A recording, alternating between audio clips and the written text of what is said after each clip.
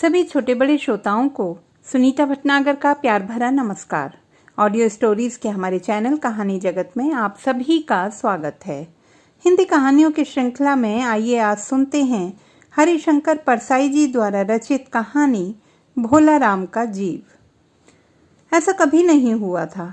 धर्मराज लाखों वर्षों से असंख्य आदमियों को कर्म और सिफारिश के आधार पर स्वर्ग या नरक में निवास स्थान अलॉट करते आ रहे थे, पर ऐसा कभी नहीं हुआ था। सामने बैठे चित्रगुप्त बार बार चश्मा पोंछकर बार बार थूक से पन्ने पलट रजिस्टर पर रजिस्टर देख रहे थे। गलती पकड़ में ही नहीं आ रही थी। आखिर उन्होंने खींचकर रजिस्टर इतने जोर से बंद किया कि मक्खी चपेट में आ गई। उसे निकालते हुए वे बोले, महाराज, रिकॉर्ड सब ठीक है। भोला राम के जीव ने 5 दिन पहले देह त्यागी और यमदूत के साथ इस लोक के लिए रवाना भी हुआ, पर यहाँ अभी तक नहीं पहुँचा। धर्मराज ने पूछा, और वह दूत कहाँ है? महाराज, वह भी लापता है। इसी समय द्वार खुले और एक यमदूत बदहवास वहाँ आया।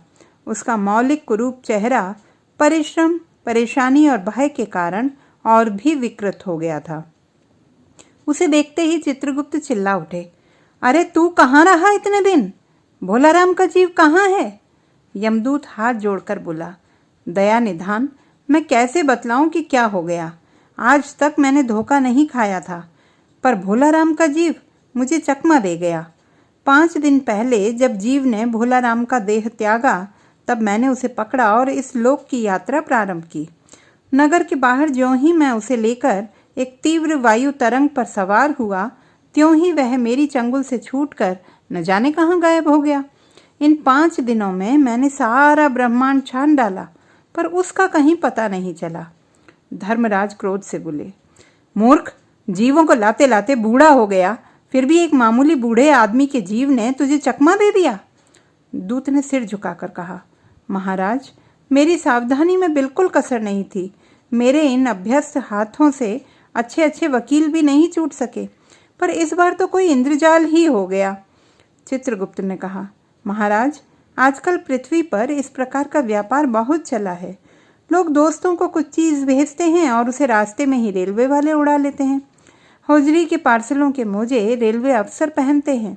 मालगाड़ी के डिब्बे रास्ते में कट जाते हैं। एक बात और हो रही है, राजनीतिक दलों के नेता विरोधी नेता को उड़ाकर बंद कर देते हैं। कहीं भोला राम के जीव को भी तो किसी विरोधी ने मरने के बाद खराबी करने के लिए नहीं उड़ा दिया। धर्मराज ने व्यंग्य से चित्रगुप्त की ओर देखते हुए कहा, तुम्हारी भी रिटायर होने की उम्र आ गई। भला भोला राम जैसा नगण्य दीन आदमी से किसी को क्या लेना देना। इसी समय कहीं से घूमते घामते नारद मुनि यहाँ आ गए। धर्मराज को गुमसुम बैठे देखकर बोले, क्यों धर्मराज, कैसे चिंतित बैठे हैं? क्या नरक में निवास स्थान की समस्या अभी हल नहीं हुई? धर्मराज ने कहा, वह समस्या तो कब की हल हो गई। नरक में पिछले सालों में बड़े गुणी कारीगर आ गए हैं। कई इमारतों के ठेकेदार हैं जिन्होंने पूरे पैसे लेकर रद्दी इमारतें बनाई हैं। बड़े बड़े इंजीनियर भी आ गए हैं जिन्होंने ठेकेदारों से मिलकर 5 वर्षीय योजनाओं का पैसा भी खाया है। ओवरसीयर हैं जिन्होंने उन मजदूरों की हाजिरी भरकर पैसा हड़पा जो कभी काम पर गए ही नहीं। इन्होंने बहुत जल्दी नरक में कई इमारतें तान दी हैं। वह समस्या तो हल हो गई, पर एक बड़ी विकट उलझन आ गई है। भोला राम नाम के एक आदमी की 5 दिन पहले मृत्यु हुई। उसके जीव को यह दूत यहाँ ला रहा था कि जीव इसे रास्ते में चकमा देकर भाग गया। इसने सारा ब्रह्मांड छान डाला, पर वह कहीं नहीं मिला। अगर ऐसा होने लगा तो पाप पुण्य का भेद ही मिट जाएगा। नारद ने पूछा, उस पर इनकम टैक्स तो बकाया नहीं था? हो सकता है उन लोगों ने रोक लिया हो। चित्रगुप्त ने कहा, इनकम होती तो टैक्स होता, भुखमरा था।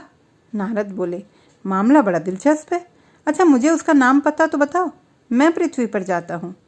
चित्रगुप्त ने रजिस्टर देखकर बताया, भोला राम नाम था उसका।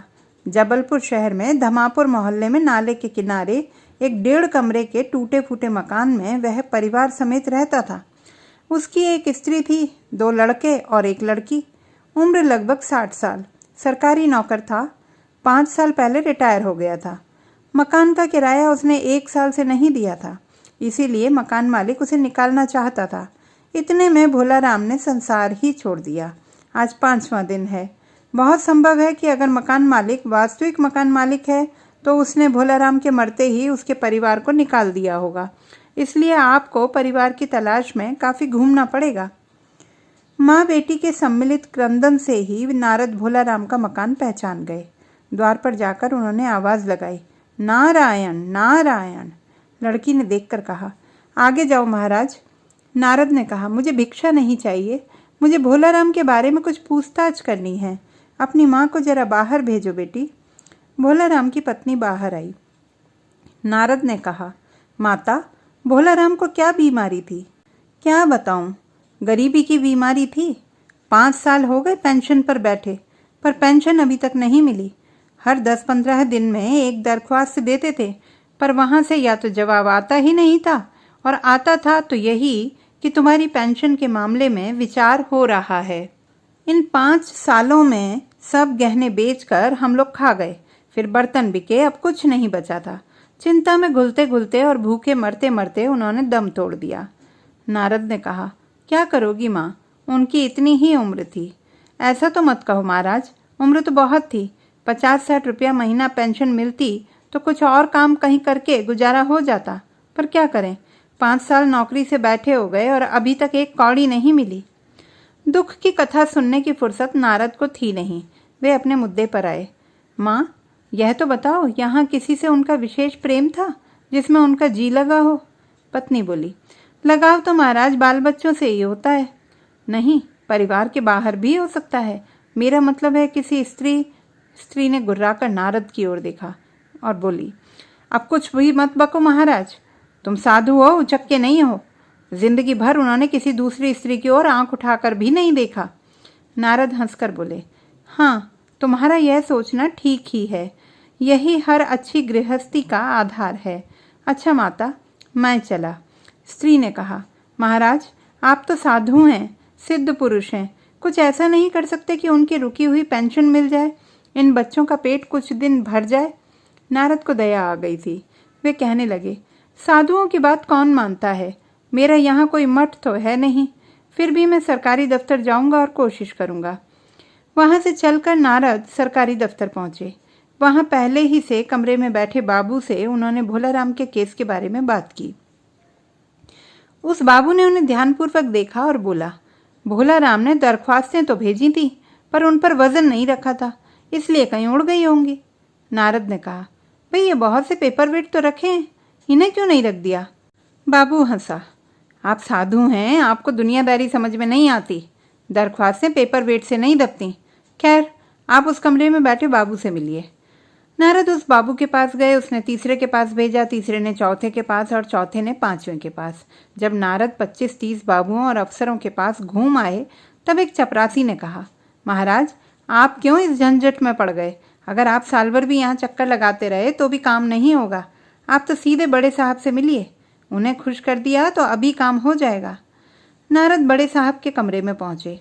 चपरासी बाहर ऊँघ रहा था, इसलिए उन्हें किसी ने छेड़ा नहीं। बिना विजिटिंग कार्ड के आया देख साहब बड़े नाराज हुए। बोले, इसे कोई मंदिर वंदिर समझ लिया है क्या? धड़धड़ाते चले आए, चिट क्यों नहीं भेजी? नारद ने कहा, कैसे भेजता, चपरासी सो रहा है। क्या काम है? साहब ने रौब से पूछा। नारद ने भोलाराम का पेंशन केस बतलाया। साहब बोले, आप हैं बैरागी, दफ्तरों के रीति रिवाज नहीं जानते। असल में भोलाराम ने गलती की। भाई यह भी एक मंदिर है, यहाँ भी दान पुण्य करना पड़ता है। आप भोलाराम के आत्मीय मालूम होते हैं। भोलाराम की दरख्वास्तें उड़ रही हैं, उन पर वजन रखिए।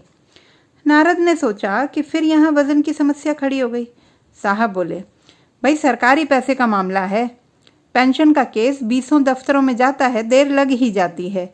20 बार एक ही बात को 20 जगह लिखना पड़ता है, तब पक्की होती है। जितनी पेंशन मिलती है उतने की स्टेशनरी लग जाती है। हाँ, जल्दी भी हो सकती है, मगर। साहब रुके। नारद ने कहा, मगर क्या? साहब ने कुटिल मुस्कान के साथ कहा, मगर वजन चाहिए। आप समझे नहीं, जैसे आपकी ये सुंदर वीणा है, इसका भी वजन भोलाराम की दरख्वास्त पर रखा जा सकता है। मेरी लड़की गाना बजाना सीखती है, यह मैं उसे दे दूंगा। साधु संतों की वीणा से तो और भी अच्छे स्वर निकलते हैं। नारद अपनी वीणा छीनते देख जरा घबराए, पर फिर संभल कर उन्होंने वीणा को टेबल पर रखकर कहा, यह लीजिए, अब जरा जल्दी उसकी पेंशन ऑर्डर निकाल दीजिए। साहब ने प्रसन्नता से उन्हें कुर्सी दी, वीणा को एक कोने में रखा और घंटी बजाई। चपरासी हाजिर हुआ। साहब ने हुक्म दिया, बड़े बाबू से भोलाराम के केस की फाइल ले आओ। थोड़ी देर बाद चपरासी भोलाराम की 100-150 दरख्वास्तों से भरी फाइल लेकर आया। उसमें पेंशन के कागजात भी थे। साहब ने फाइल पर नाम देखा और निश्चित करने के लिए पूछा, क्या नाम बताया साधु जी आपने? नारद समझे कि साहब कुछ ऊंचा सुनता है, इसलिए जोर से बोले, भोलाराम। सहसा फाइल में से आवाज़ आई, कौन पुकार रहा है मुझे? पोस्टमैन है क्या? पेंशन का ऑर्डर आ गया? नारद चौंके, पर दूसरे ही क्षण बात समझ गए। बोले, भोलाराम, तुम क्या भोलाराम के जीव हो? हाँ, आवाज़ आई। नारद ने कहा, मैं नारद हूँ, तुम्हें लेने आया हूँ। चलो, स्वर्ग में तुम्हारा इंतज़ार हो रहा है। आवाज़ आई, मुझे नहीं जाना, मैं तो पेंशन की दरख्वास्तों पर अटका हूँ। यहीं मेरा मन लगा है, मैं अपनी दरख्वास्तें छोड़कर नहीं जा सकता। तो दोस्तों, ये थी हमारी आज की कहानी। आपको कैसी लगी कमेंट बॉक्स में लिखना ना भूलें। चैनल को सब्सक्राइब करें, लाइक करें और मित्रों के साथ शेयर करें।